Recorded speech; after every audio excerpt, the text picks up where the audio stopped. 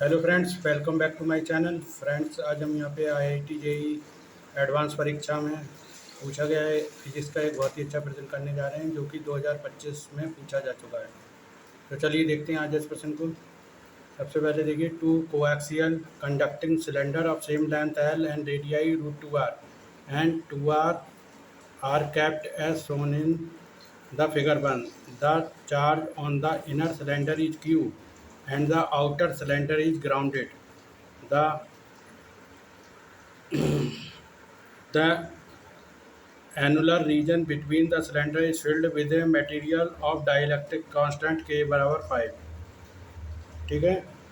Consider an imaginary plane of the same length L at a distance R from the common axis of the cylinder. The plane is parallel to the axis of the cylinder. The cross-sectional view of this type of arrangement is shown in the figure 2. The flux of the electric fields through the plane is आपको find out करना है। Mu zero बराबर permittivity of the free space ignoring the edge effects. देखिए, IIT JEE advanced 2025 में पूछा गया physics का ये क्वेश्चन है। तो चलिए देखते हैं आज इसको किस तरीके से सॉल्व किया जाता है। देखिए, ये फिगर हमारा दिया गया है। एक सिलेंडर है हमारा जो 2R लेंथ, जिसकी रेडियस 2R है। ठीक है, L लेंथ का है। इसी में कोएक्सियल सिलेंडर रखा गया है जिसकी रेडियस R है और वो भी लेंथ L का है। ठीक है, और ये हालो सिलेंडर है, यानी जो है हालो सिलेंडर है, खोखला सिलेंडर है दोनों। और इनमें डाइलेक्ट्रिक कांस्टेंट जो बीच के जहाँ के लिखा है वहाँ डाइलेक्ट्रिक कांस्टेंट के भर दिया गया है। ठीक है, और जो बाहर वाला सिलेंडर है उसे ग्राउंडेड कर दिया गया है। और एल लेंथ का जो प्लेन है हमारा, जिस प्लेन की लेंथ जो है एल है, साथ ही सिलेंडर की लेंथ भी एल है, तो इसको ये कट अप कर रहा है, इन सिलेंडरों को कट अप कर रहा है। तो आपको बताना है इसमें कि द इलेक्ट्रिक फ्लक्स इसमें कितना होगा, इस प्लेन से पास आउट होने वाला इलेक्ट्रिक फ्लक्स कितना होगा।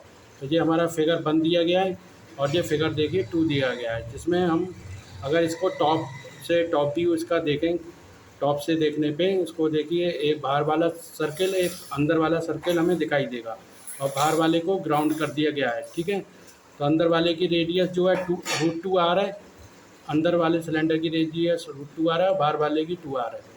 ठीक है, और एक प्लेन है जो R डिस्टेंस पे इसको कट अप कर रहा है। ठीक है, जिसकी सेंटर से दूरी R है, तो ये R प्लेन इसको कट अप कर रहा है। तो ये फिगर हमारा 2 है। ठीक है, अब देखिए हमने यहाँ पे इसको एक बड़े रूम में इसका एक फिगर बनाया गया है, टॉप व्यू इसका। तो देखिए, ये एक हमारा इनर वाला सिलेंडर है जिसपे चार्ज प्लस क्यू बटा हुआ है। देखिए, बाहरी सरफेस पे ही चार्ज आएगा, अंदर तो चार्ज 0 होगा। तो जो सिलेंडर के बाहरी सरफेस है उसी पे चार्ज का डिस्ट्रीब्यूशन होगा। तो जो प्लस क्यू चार्ज हमारा यहाँ अंदर वाली सरफेस पे बटा हुआ है, और उसके कारण इंड्यूस चार्ज जो होगा वो बाहर वाले सिलेंडर की इनर सरफेस पे नेगेटिव आ जाएगा। इंड्यूस चार्ज क्या होगा, अगर अंदर वाले पॉजिटिव है तो बाहर वाले पे नेगेटिव हो जाएगा। तो ये इंड्यूस चार्ज अंदर वाले सिलेंडर पे अंदर की साइड नेगेटिव हो गया, और बाहर जो है बाहर वाली सरफेस इसकी बाहर वाले सिलेंडर की ग्राउंडेड है, इसलिए बाहर कोई चार्ज नहीं होगा। ठीक है, तो और एक प्लेन जिसकी लेंथ एल है, ये इसको कट अप कर रहा है सेंटर से आर दूरी पे। देखिए, सेंटर से आर दूरी पे एल लेंथ का प्लेन जो है इसे कट अप कर रहा है। तो आपको बताना है कि इस प्लेन के द्वारा जो कट अप जो हमारा इलेक्ट्रिक फ्लक्स हो रहा है वो कितना होगा। ठीक है फ्रेंड, अब देखिए हम देखते हैं, हम जानते हैं we know that the electric flux का फार्मूला होता है पाई बराबर क्यू अपान के एक्सपेलन नॉट। अगर के डाइलेक्ट्रिक कांस्टेंट है तब के एक्सपेलन नॉट हो जाएगा, डाइलेक्ट्रिक कांस्टेंट नहीं है या 1 है तो के क्यू अपान एक्सपेलन नॉट हो जाएगा। ठीक है, तो हम इस सरफेस से जो प्लेन जो कटअप कर रहा है उससे उसके द्वारा जो जितना चार्ज हमारा इंड्यूस हो रहा है उसके द्वारा इलेक्ट्रिक फ्लक्स फाइंड आउट कर लेते हैं। तो सबसे पहले तो ये जो प्लेन हमारा इसको सिलेंडर को कट ऑफ कर रहा है इनर वाले को, तो उस पर कितना हमारा चार्ज आ रहा है, यानी टोटल चार्ज कितना आ रहा है उस प्लेन के द्वारा जो कट ऑफ हो रहा है। तो देखिए, जो बाहर वाला हमारा प्लेन जो कट हो रहा है, तो बाहर वाले से तो मतलब नहीं है क्योंकि वो इंड्यूस चार्ज है, उसके द्वारा इलेक्ट्रिक फ्लक्स 0 ही होगा। ठीक है, तो इनर वाले सिलेंडर के कारण ही इलेक्ट्रिक फ्लक्स होगा।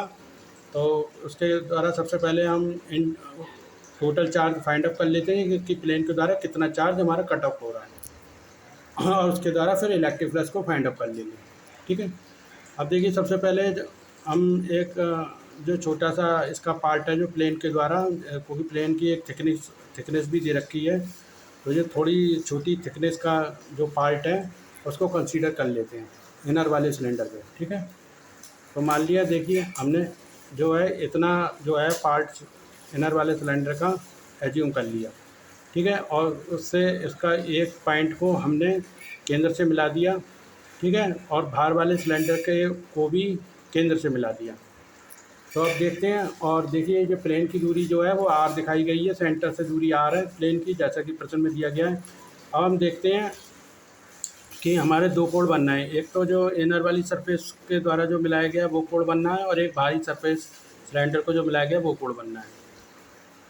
ठीक है, तो देखिए अब हम फाइंड आउट करते हैं। सबसे पहले तो देखिए जो चार्ज हमारा क्यू है वो पूरे इनर वाले सरफेस पे डिस्ट्रीब्यूटेड है, यानी 2 पाई पे चार्ज क्यू जो है वो डिवाइड है। 2 पाई पे चार्ज क्यू है, तो हम फाइंड आउट कर लेंगे पाई/6 पे। ठीक है, तो पाई/6 हमारा अभी बताते हैं आपको पाई/6 कितना आया है, पहले हम फाइंड आउट कर लेंगे कि पाई/6 पे चार्ज कितना होगा, Q/2 पाई इंटू पाई/6। ठीक है, बराबर Q/पाई से पाई कैंसिल आउट हो गया, Q/12 आ गया। अब देखिए अंदर वाला एंगल हमारा जो कैसे आया पाई/6, इसको हम देख लेते हैं। ठीक है, तो देखिए अंदर वाला अगर हम कॉस थीटा फाइंड आउट करें, इसको अगर हम एंगल थीटा मान लें तो कॉस थीटा बराबर क्या होगा, आधार बटे यानी बेस बटे हाइपोटेनस। तो बेस हमारा क्या है, आर डिस्टेंस है यानी रेडियस। ठीक है, जो प्लेन की सेंटर से दूरी है, बटे √2r इनर वाले सिलेंडर की रेडियस। ठीक है, इनर वाले सिलेंडर की रेडियस कितनी दे रखी है, √2r, divide by √2r, R से आर कैंसिल बराबर 1/√2। और कॉस्ट इसे θ1 नाम दे दिया, कॉस्ट θ1 बराबर 1/√2 होता है कॉस पाई/4, और θ1 की वैल्यू पाई/4 आ गई। इसी तरीके से देखिए जो बाहर वाला हमारा आउटर सिलेंडर है उसको सेंटर से मिलाया गया है, तो वो हमारा कितना एंगल बना रहा है उसको भी हमने θ2 मान लिया है, एज्यूम कर लिया। तो कॉस θ2 बराबर अंदर वाले की रेडियस जो प्लेन सेंटर से जो डिस्टेंस बना रहा है आर बटे और जो बाहर वाले की रेडियस है सिलेंडर की। ठीक है, कोई कॉस थीटा क्या होता है, बेस बटे हाइपोटेनस। तो r/2r हो गया बराबर 1/2 हो गया, कॉस θ2 बराबर कॉस 60 हो गया। कॉस 60 की वैल्यू 1/2 होती है, यानी कॉस θ2 बराबर कॉस पाई/3, यानी θ2 की वैल्यू पाई/3। ठीक है, अब देखिए हमारा इन दोनों कोणों के बीच का जो पार्ट है वो हमें फाइंड आउट करना है। देखिए ये एंगल तो हमारा कितना आ गया पाई/4, और दूसरा एंगल हमारा कितना आ गया पाई/3। तो जो बीच का एंगल ये इतना जो प्लेन ये दिया गया है, यही हमारा पार्ट प्लेन के द्वारा कट ऑफ हो रहा है। तो इतना जो पार्ट जो प्लेन के द्वारा कट ऑफ हो रहा है, इसका बीच का एंगल कितना है, तो hence the angle between the surface charge enclose by the plane. तो hence the angle between the surface charge enclosed by the plane कितना आ जाएगा, इस θ बराबर θ2 माइनस θ1, यानी बीच का एंगल निकाल लेंगे। पूरा जो हमारा कितना है θ1, और इतना कितना है θ2, तो टोटल एंगल कितना आ गया, θ बराबर θ2 माइनस θ1 बराबर θ1 माइनस θ2 हो जाएगा। इसे आप सही कर लीजिएगा, एक सेकेंड। हाँ, θ2 माइनस θ1, ठीक है, पाई/3 माइनस पाई/4, एलसीएम ले लिया, 4 पाई माइनस 3 पाई बटे 4 इंटू 3 बराबर पाई/12 आ जाएगा। ठीक है, पाई/12 आ जाएगा। कैसे, तो both the side of the plane is, क्योंकि अंदर का जो हमारा एंगल आ रहा है, तो बाहर का एंगल आ रहा है वो 45 डिग्री आ रहा है, और अंदर का एंगल जो हमारा 60 आ रहा है, और 45 और 60 का डिफरेंस कितना हुआ, 15 डिग्री। तो 15 डिग्री का एंगल आ रहा है हमारा, बीच का एंगल कितना है 15 डिग्री। और इसी तरीके से जो ऊपर की तरफ दिखाया गया, इसी तरफ से नीचे की तरफ भी हमारा जो है इसी टाइप से बनेगा। जो प्लेन कट अप करेगा वो नीचे की तरफ भी इतना ही कट करेगा। ठीक है, और देखिए जो अंदर वाला जो पार्ट में जो प्लेन कट अप कर रहा है, यहाँ पे हमारा कोई भी इलेक्ट्रिक फ्लक्स नहीं होगा, क्योंकि किसी भी सर्किल या सिलेंडर के अंदर इनर वाले पार्ट पे इलेक्ट्रिक फ्लक्स 0 होता है। तो केवल जो बाहरी सरफेस पे कट हो रहा है सिलेंडर की, वही वहीं पे हमारा इलेक्ट्रिक फ्लक्स होगा। ठीक है, इलेक्ट्रिक फील्ड के द्वारा। तो इसमें अंदर वाले पोर्शन में तो जो प्लेन कट अप कर रहा है वहाँ इलेक्ट्रिक फ्लक्स 0 हो गया, तो बाहरी सरफेस पे एक इधर कट अप हो रहा है, एक इधर कट अप हो रहा है। तो अंदर वाले पे यहाँ पे 15 इंच का एंगल आया, ठीक ऐसे ही 15 इंच का एंगल इधर भी आएगा। नीचे वाले में, तो टोटल कितना हो जाएगा 30 अंश का एंगल, तो वही आ रहा है हमारा π/12। ठीक है, तो π/12 किस तरीके जाएगा, π/6 आएगा, क्योंकि π/6 आएगा ना एंगल, तो हाँ π/6, तो π/6 6 30 अंश आ जाएगा। ठीक है, π/12 आ गया जी इनका डिफरेंस, और इसको डबल कर देंगे, π/12 का डबल कर देंगे क्योंकि नीचे की तरफ भी है, तो π/12 को डबल कर दिया तो 2π/12 आ जाएगा, यानी π/6 आ जाएगा। तो वही हमारा जो यहाँ पे आपको π/6 बताया गया है, वही π/6 यहाँ पे रखा गया है। ठीक है, क्योंकि नीचे भी हमारा प्लेन कट ऑफ कर रहा है, तो 2 इंटू π/12 एंगल आ जाएगा, तो 2 6 द 12। ठीक है, तो π/6 आ जाएगा। π/6 पे हम इसको चार्ज इनक्लोज्ड निकाल लेंगे। तो both the side of the plane is where flux is induced by electric field, कितना आ गया π/12। ठीक है, हाँ अब देखिए हम इसकी वैल्यू पुट अप कर देंगे। We know that the electric flux कितना होता है, साई बराबर Q/K(x)/0। इसमें वैल्यू पुट अप कर दी, Q/12, Q/12 उसकी वैल्यू पुट अप कर दी, और K की वैल्यू 5 है, 5x/0। तो कितना आ जाएगा, hence the net electric flux of electric field through the plane is psi बराबर Q/60x/0। ठीक है, 12 5 द 16 आ जाएगा, तो charge include by the flux is Q/60x/0। ठीक है, तो ये फिर तो यहाँ पे सॉल्व हो चुका है, तो यही हमारा आंसर हो गया कि साई बराबर Q/60x/0। ठीक है, तो फ्रेंड आप लोग हमारे चैनल को ज़्यादा से ज़्यादा लाइक, सब्सक्राइब और शेयर करते रहिए। साथ ही साइंस और मैथ से रिलेटेड वीडियो देखने के लिए आप लोग हमसे जुड़े रहें।